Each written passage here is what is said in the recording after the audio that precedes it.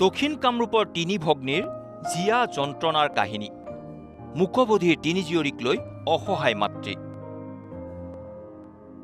চৰকাৰৰ ওচৰত কাতৰ আহ্বান দক্ষিণ কামৰূপৰ পলাশবাৰী সমষ্টিৰ সোণতলা গাঁৱৰ একেটা পৰিয়ালৰ তিনিজনী বাই ভনীৰ জিয়া যন্ত্ৰণাৰ কাহিনী এয়া শেৱালী মালী নিৰ্মালী মালী আৰু ক্ষীৰোদা মালীৰ কৰুণ কাহিনী আবদ্ধ নিউজ লাইভৰ কেমেৰাত কাৰণ সোণতলা গাঁৱৰ লালচৰণ মালী আৰু জানু মালীৰ তিনিজনী জীয়ৰীয়ে মুখেৰে কথাও ক'ব নোৱাৰে কাণেৰেও নুশুনে তিনি জীয়ৰীক এইদৰে লৈ কঠিন জীৱন পাৰ কৰি আহিছে এইগৰাকী বৃদ্ধা মাতৃয়ে তিনি জীয়ৰীৰ ভৱিষ্যতক লৈ এতিয়া এক প্ৰকাৰ দিক বিদিক হেৰুৱাই পেলাইছে ৭০ ঊৰ্ধৰ এইগৰাকী মাতৃয়ে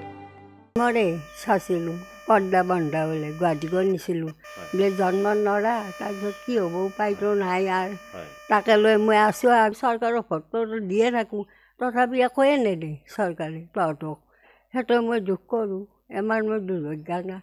সকলো কায়ো নাই ল'ৰা নাই ছোৱালী নাই গিৰাক নাই কাক লৈ জীয়াই থাকিব থকাটো বজাৰ হ'লে আনৰ ঘৰ কাম কৰিলেও গধূলা থাকিব পাৰিব আপুনি চাব লাগে এওঁলোকে থাকিবলৈ এটা চৰকাৰী গৃহ নাপালে বাৰে বাৰে আবেদন কৰিও বিফল হ'ল সেই মুখ্যমন্ত্ৰীলৈ ওচৰ চুবুৰীয়াৰ আহ্বান অন্তত এই তিনিগৰাকী ভগ্নীৰ মুখলৈ চাই এওঁলোকক এটা থকা ঘৰ দিয়ক নিউজ লাইভক ধন্যবাদ জনাইছোঁ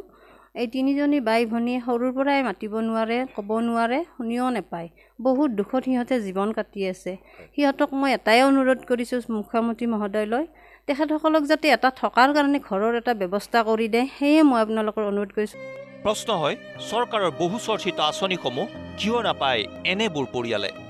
কিয় আজিকোপতি পলাশবাৰী সমষ্টিৰ বিধায়কগৰাকীৰ চকু পৰা নাই এই দুৰ্ভগীয়া পৰিয়ালটোৰ ওপৰত কেমেৰা পাৰ্চন মনোজ মহন্তৰ সৈতে দক্ষিণ কামৰূপৰ পৰা ভগৱান দাস নিউজ লাইভ